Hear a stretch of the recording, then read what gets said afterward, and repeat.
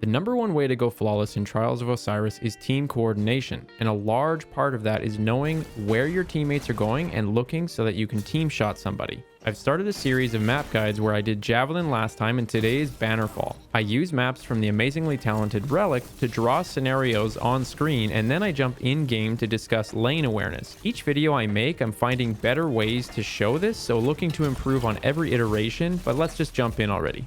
All right, so because Bannerfall is symmetrical, what I'm actually gonna do is just show one side and the routes that I like to do, and then just picture that on the other side, except for one particular detail that I'm gonna explain later.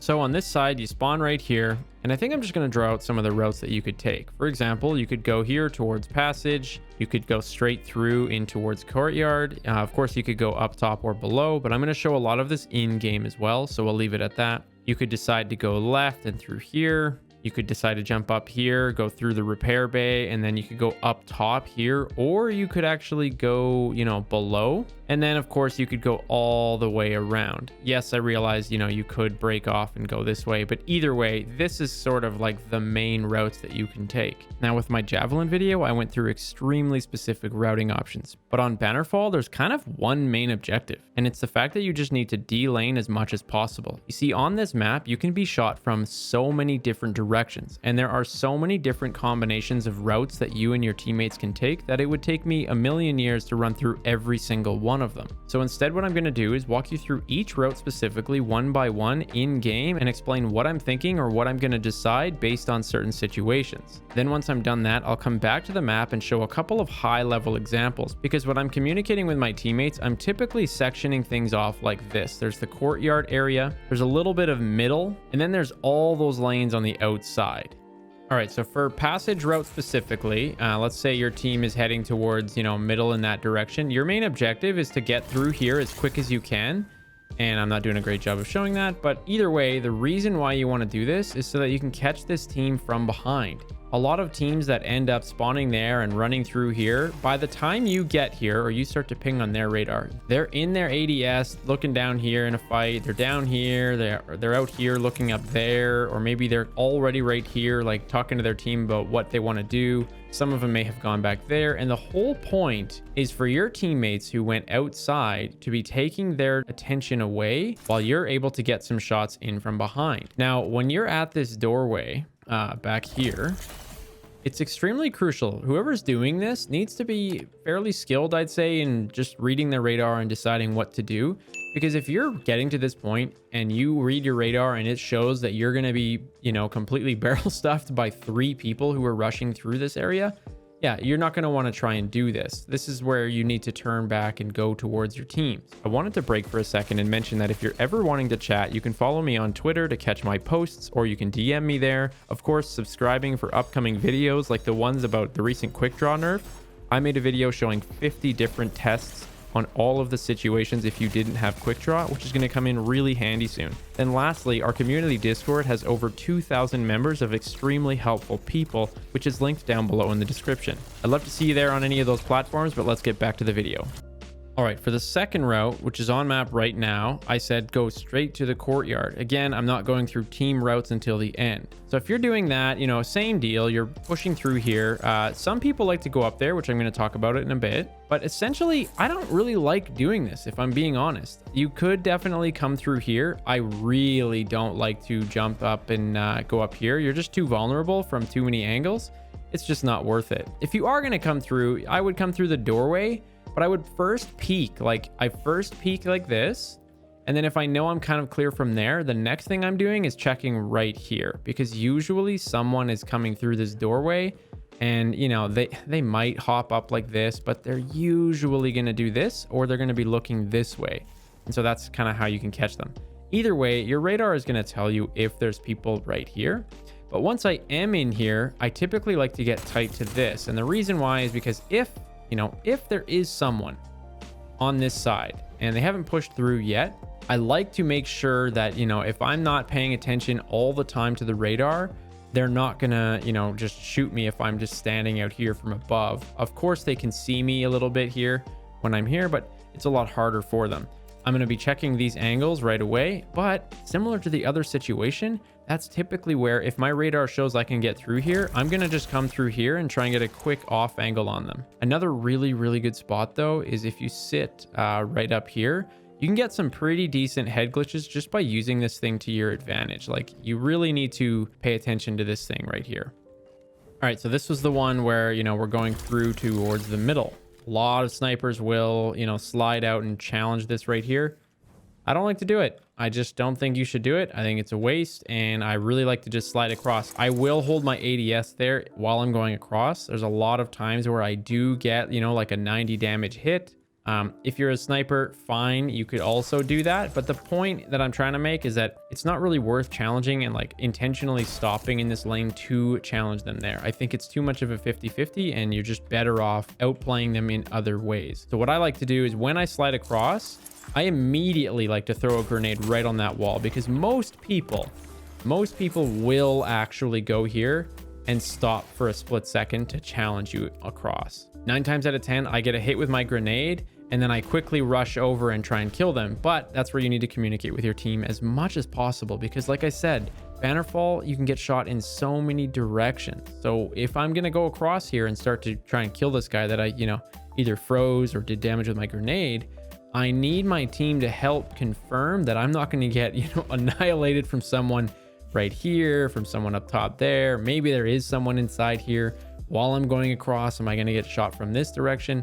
So everything you do really needs to have intent on this map, just because of all the directions that you can get shot from. Now, let's say that doesn't pan out. Well, what I actually like to do is hug this wall right here. I really like to play off of Mohawk, and the reason is because I have a lot of options. I can peek shoot the person right here. If there's no one there, I can choose to shoot the person up top without actually putting myself in too much danger from someone who might be down below. Typically, you're not going to see 2 people at the exact same time, so you're fine there. I can shoot down this way if there's someone in that corner. And last but not least, if I can, you know, if there isn't too much risk there, that's where you do have the option, if you've kind of vetted that these areas don't have people and they're camping in that general direction over there, you can kind of peek here. Just be wary, because a lot of people do expect this, which is why I kind of prefer peeking from this direction right here. All right, now onto the route where I kind of go through here. This is where I recommended not to go up top and always to go down below. Of course, you also have the option to go out there, but I'm just going to segment that with the topic of going outside. I don't like to go outside, and the reason is because of this stupid hallway. The width of this hallway makes it very hard for you to be able to challenge without being at too much risk. You can just get shot from too many different directions, and if someone throws a grenade in here, it's hard to get out even if you try and back up. So I really just find this whole area to be high risk, especially if you plan to come out on this platform, because once you're out here, good luck getting out against a really good team who's team shotting you when you need to cover that much ground just to get away from them. For that reason, I really like to go through the bottom. The bottom is a lot safer, right? You have a lot more room to play with if someone throws a grenade or if someone does look at you. I really like to peek this angle. I get a lot of kills right here, just from that person who's, you know, in the corner, and then decide, oh, I'm going to run through middle. I get a lot of kills right there.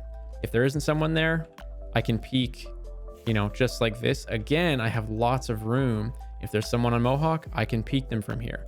If it's safe to do so, I can come out here. You know, maybe there's a person flanking all the way around. When I come out here, I typically check my back first thing, and then I'll help on the outside. I'll check here. You can shoot up top from here. You can challenge here. Just be careful when you're challenging this one, because by the time you do that, you are kind of getting outside, and then you can start to get shot by someone who is kind of sitting around this area. Once you're out here though, it's the same general strategy that I was just mentioning in the last clip. All right, so let's say you decide that you want to go in the outside direction, right? So if you're going out here, I don't do this much because I'm not a sniper main, but this is one spot for sure. I've been killed before. Again, another reason why I hate going in that doorway is because people who go on the outside can go out here and just clap you. Your radar's, you know, your radar's not going to tell you that someone is here when you're in that doorway. So this is a pretty good spot. You got a lot of vision here as well with these boxes. But in any case, a lot of people like to come out here, right? There's just a lot of lanes that you can see. So it is good for a sniper to be able to use this area. You just have to be careful, because if you go out too far, you know, these boxes are very helpful for you to use. You know, the term lane next to cover. Well, you can cover a lot of lanes next to cover if you use these boxes. But if someone throws grenades behind you and then pushes you, it can be pretty tough to get away because you have a long route to go back there, or you have to kind of get up in the air to get to this doorway. So just be aware of that. All right, the last thing I wanted to show you in game was this whole concept here. A lot of people like to snipe, you know, there's always that sniper battle one-on-one right here. If you're on this side, okay, I do not recommend you challenge them on this side. And the reason is because you're peeking on the right-hand side. When it comes to camera angle in Destiny, especially the way netcode works, and I have an entire video covering this topic. If you just look up Peeker's Advantage Destiny 2, you should be able to find it. You're going to be at a disadvantage on this side. If you're on the other side, I mean, I still don't actually recommend doing it unless you're a really good sniper because it's such a 50-50 situation. However, if you are going to do it, I just recommend doing it on this side because you're peeking to the left and you have a lot better chance. All right, so I did say I would mention a couple of team strategies, even though I can't cover every combination. Let's just say you're using a 2-in-1 and you're sending 2 people into courtyard. I don't like to send 2 people through this doorway. I'm sure that's obvious, but just to make it clear, I do not like to do that. If you're gonna go into courtyard, 2 of you, 1 of you should come through passage, 1 of you should come through courtyard.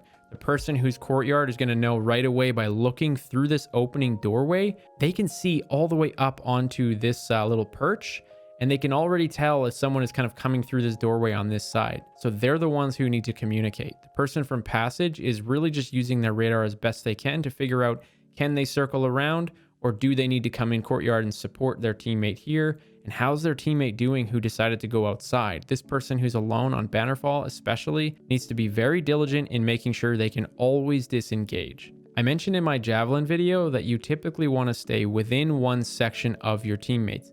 You don't need to on Bannerfall as much, but it's still pretty important. So if I'm sending 2 people to courtyard and passage, I'm either going as far away as I can, which goes against that logic, but the reason is because I might be a sniper and I want to just try and get a pick from here, or I'm going to play it really safe and make sure I use the inside bottom level doorway section here. The reason I don't want to go through middle if my 2 teammates are going through here is because even though I'm a section away, it's just too risky. You can get shot from too many different angles, and when you try and run away, it can be tough. One of my favorite strategies, however, is sending 1 person through here as well as 1 person through here. Having these 2 people at these specific angles can cover so many situations. If there's someone right here, let's say, this person is going and throwing the grenade. This person is covering their back by looking over at Mohawk or watching here if this person actually pushed through faster than we thought. The 2 of you can communicate if there's someone standing on the top of perch. All meanwhile, the 3rd person kind of has 2 options. If you're a sniper going this way, you just want to make sure you do it quick enough so that if these 2 people who end up in middle are under attack from, say, courtyard and this direction, you have to be able to help them by covering this lane. Wow, it's getting busy, but by covering this lane all the way from here, this back corner to here, or making sure that you're helping them not get shot from this stupid corner over here. Alternatively, the 3rd person could run through the passage area or courtyard. The reason why I'm okay with that, again, is because this person can technically back off and join their team here, and it gives a little bit of radar presence to say, hey, you're not going to get courtyard for free. Now, let's say we're talking about some 3-person scenarios. There's always the complete bull rush through courtyard. As fast as you possibly can, you send 3 people to courtyard. One of them could technically branch out here and then get an angle like this. But again, that person has to be careful because if the other team is outside, they have to be able to retreat quickly. But in any case, you're typically sending all 3 through courtyard as fast as possible. From there, you have 2 options. Are you going to obviously be in a fight and just do what you can? Or are you challenging outside or rotating around this way? I highly recommend one of you rotates around like this. It's so beneficial to get an angle through the opponent's original spawn doorway. Meanwhile, the other 2 people can use head glitches and challenge them from the outside. I'm going to repeat that. It's very beneficial to have someone on this side as well as 2 people on this side when you're challenging the outside section. Don't ever just keep 3 people in courtyard. You need to be getting different angles. If you're really courageous, you can even go all the way back here and through this bottom doorway. But be ready, if the opposing team outside turns on you and chases this way, you got to be able to get away and tell your team, hey, cut them off, get in here as quick as you can. Lastly would technically be the scenario where you all 3 rush outside. That one takes a decent amount of confidence and you got to be really aggressive, but it definitely can be done. And you'll see it a lot if you watch people like Walla on stream and whatnot, and they will just bully their way through here as quick as they can. Like they'll be jumping over this mohawk as quick as they can. Team shotting you if you're up top here, I guarantee it. Team shotting you if you're in the corner here. Team shotting you if you're here, and quickly deciding to all look in the middle if that's where this team is. So other than those general strategies, the number one thing on Bannerfall is to stay alive. It is such a difficult map. I know I've said it a couple of times, but it is all about surviving. There are so many lanes you can get shot from. You and your team must always play with intent. Every time you decide to go and peek a lane, you need to make sure you're de-laning other areas you can get shot from and that you have an intent with it. Now, I mentioned earlier that the quick draw perk was getting changed, so if you're interested in learning a mechanic to cancel your weapon swap animation, that can sort of get you by without quick draw. There are 2 thumbnails on screen, one of which that will teach you how to do that, and the other one all about the 50 tests I mentioned earlier. Take care, and I'll catch you in my next one.